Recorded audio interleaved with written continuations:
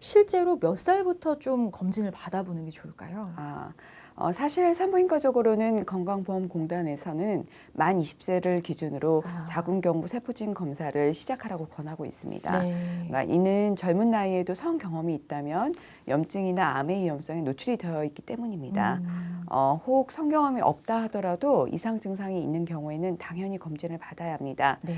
이상 증상이라 하면 첫째로 이상질 분비물, 냄새가 난다든지 따갑다든지 가려운 증상이 동반될 수도 있습니다.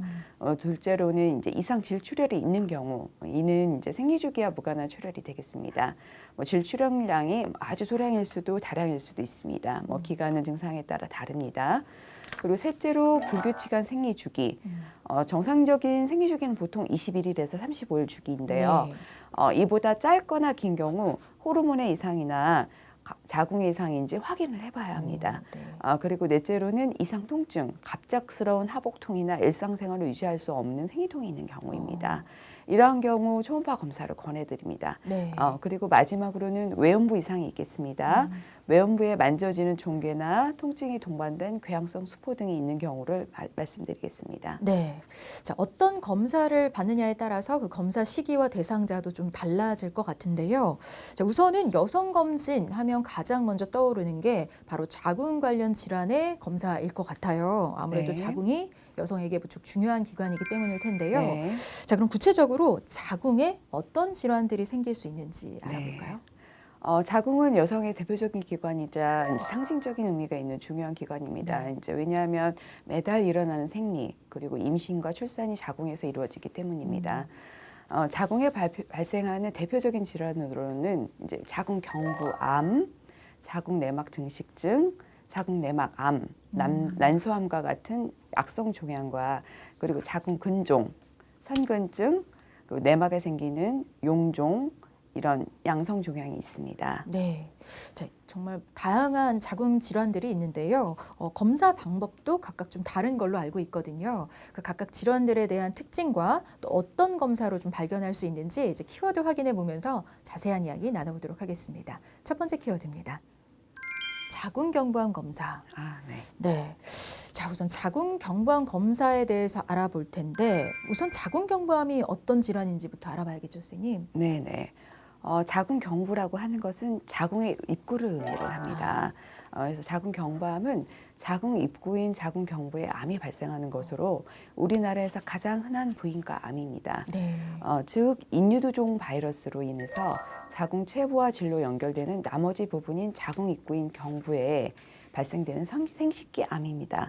근데 또 이제 자궁경부암의 특징은 초기 증상이 확실히 없다는 건데요. 증상을 느꼈다면 이미 암이 상당히 진행된 경우가 많습니다. 네. 그러니까 정기 검진 외에도 그럼에도 이제 증상이 느껴져서 검사를 받으러 가는 분도 계실 텐데요. 네. 근데 초기의 증상은 확실히 없다지만 어느 정도 증상이 좀 진행이 된다면 인지할 수 있는 증상이 좀 나타나지 않을까도 싶은데 어떤 게 있을까요? 우선 가장 필요한 증상으로는 가장 흔하게 질출혈이 있습니다. 성관계 후에 출혈 같은 부정출혈, 그리고 또 이제 분비물 증가라든지 골반의 통증, 요통, 배뇨곤란, 혈뇨, 월경 과다나 월경 기간이 길어지는 증상, 그리고 체중 감소가 있습니다. 네. 그러니까 여러 가지 증상이 나타나는데 네. 이런 증상이 나타나기 전에 미리미리 검사를 좀 받아보는 게 중요할 것 같습니다. 자, 그럼 이런 자궁경부암 원인은 뭘까요, 선생님? 원인은 이제 가장 주되게 바이러스 감염입니다. 특히 인유두종 바이러스의 감염이 가장 중요한 원인으로 알려져 있고요. 네. 그 외에도 에이즈 바이러스, 헤르페스 바이러스 감염 등으로 야기되는데요. 위험 인자로는 분만 횟수, 감염, 이른 성관계, 위생, 흡연 등도 꼽히고 있습니다. 네.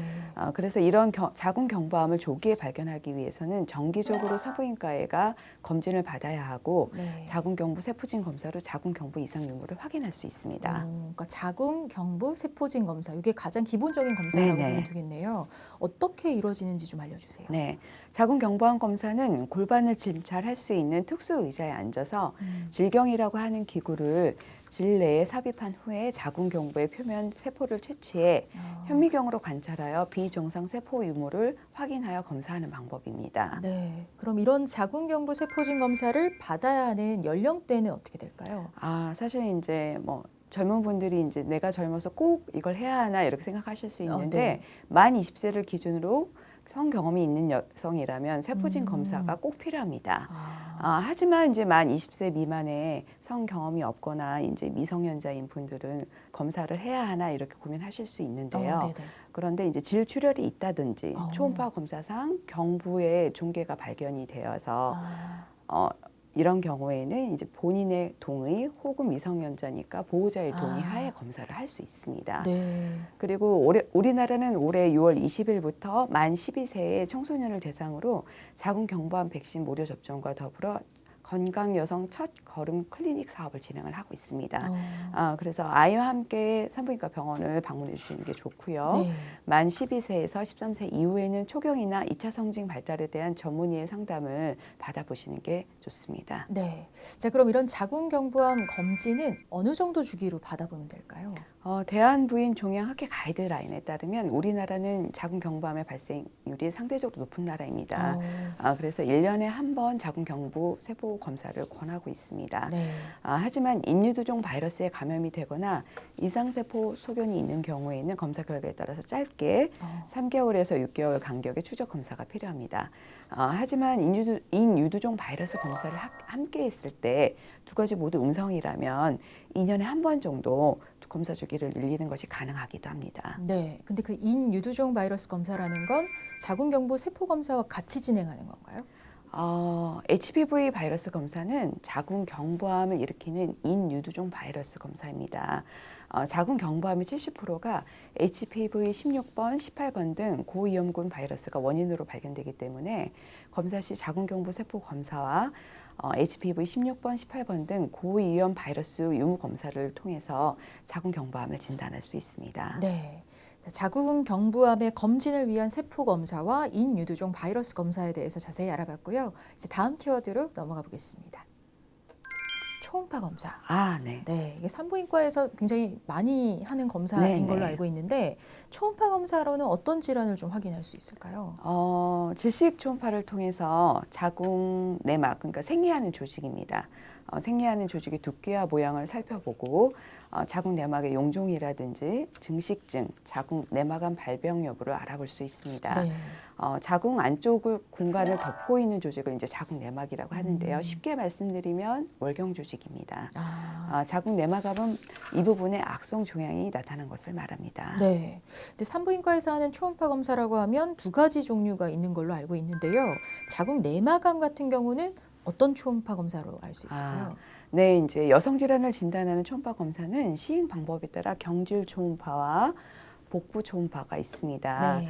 그중 질 초음파는 여성 생식기인 자궁과 질, 난소와 그 주변을 검사하기 위해서 막대기 같은 모양의 초음파 탐축자를 질 내에 삽입해서 시행하는 검사입니다.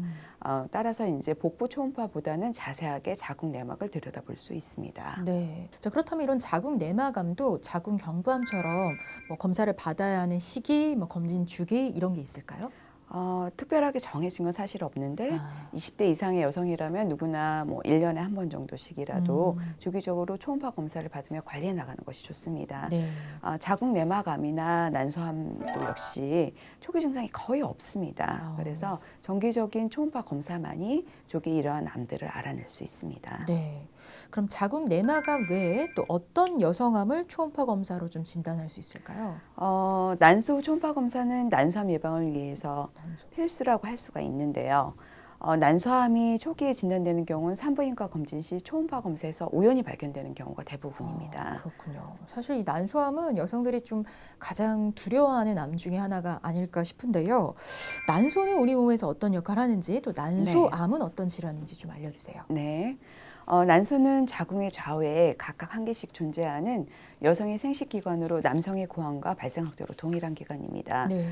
난소는 난자를 만들고 보관하며 배란합니다. 또 난소 안에서 난자를 둘러싸고 있는 여포를 성숙시켜서 아까 말씀드렸던 뭐 에스트로겐이라든지 프로게스테론, 테스토스테론 등 성 호르몬을 분비합니다. 아몬드 모양의 타원형 구조로 보통 길이는 3에서 5cm 정도, 무게는 7에서 10g 정도 됩니다. 난소암은 그래서 말 그대로 이러한 난소에 발생되는 악성 종양으로 난소의 표면에 생기는 상핏의 포함이 90% 이상 차지합니다. 네. 그러니까 난자를 만들고 또 네. 여성 호르몬을 분비하는 굉장히 중요한 생식기관 난소. 이곳에 생기는 이제 악성 종양이 난소암이라고 보면 될 것 같은데요. 이런 난소암이 생기는 이유는 뭘까요, 선생님? 사실 식생활이 고단백, 고지방식으로 약간 소구화되면서 네. 식생활 습관과 비만, 운동 부족과 스트레스, 그리고 임신과 출산 여부, 그리고 유전이라든지 연령, 환경 호르몬 이런 것들로 인해서 난소에 악성 종양이 발생될 수 있습니다. 그렇군요. 자, 그럼 어떤 증상이 나타날 때 이 난소암을 좀 의심해 봐야 할까요? 사실은 난소암 초기 증상은 거의 없거나 격리해서 네. 진단이 힘든 편입니다.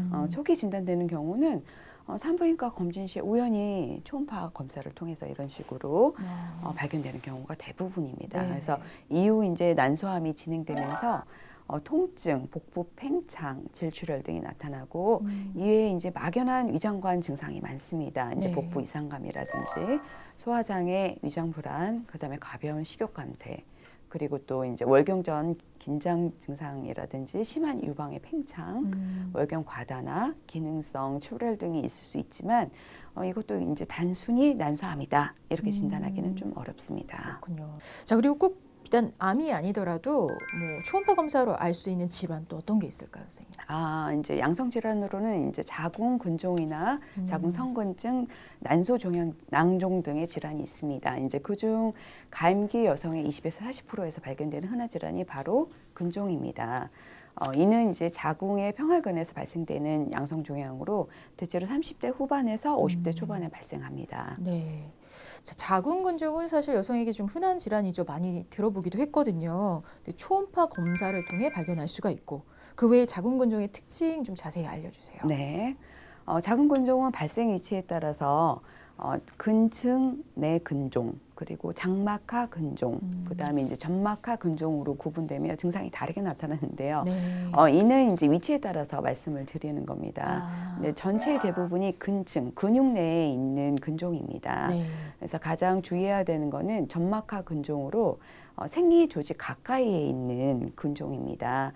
이런 경우는 이제 크기 상관없이 예후가 좋지 않은 경우가 많습니다. 그렇군요. 그 네. 위치에 따라 좀 구분해 볼 수 있는 거고 그 중에 점막하 근종이 발생했을 때는 네. 어떤 증상이 좀 나타날 수 있을까요? 점막하 근종은 이제 자궁의 깊은 내막층, 그러니까 생리하는 조직에 발생합니다. 네. 그래서 근종이 내막으로 침투할수록 생리 기간이 길어지고 따라서 생리양이 증가하게 되는데요. 네. 자궁 내부 환경을 불안정하게 해서 난임이나 불임, 그 다음에 이제 습관성 유산의 직접적인 원인이 될 수 있습니다. 그렇군요. 네네. 그리고 또 이 초음파 검사를 통해 자주 발견되는 질환이 자궁 성근증이 있다고요? 네네, 그렇습니다. 자궁 성근증은 비정상적으로 존재하는 자궁 내막 조직에 의해서 자궁의 크기가 커지는 질환인데요. 임신 시 자궁이 커지는 것처럼 자궁이 점점 커지게 되는 증상인데요. 정상 조직과 얽힌 형태로 발생을 합니다. 네. 그래서 경계가 불명확하고요.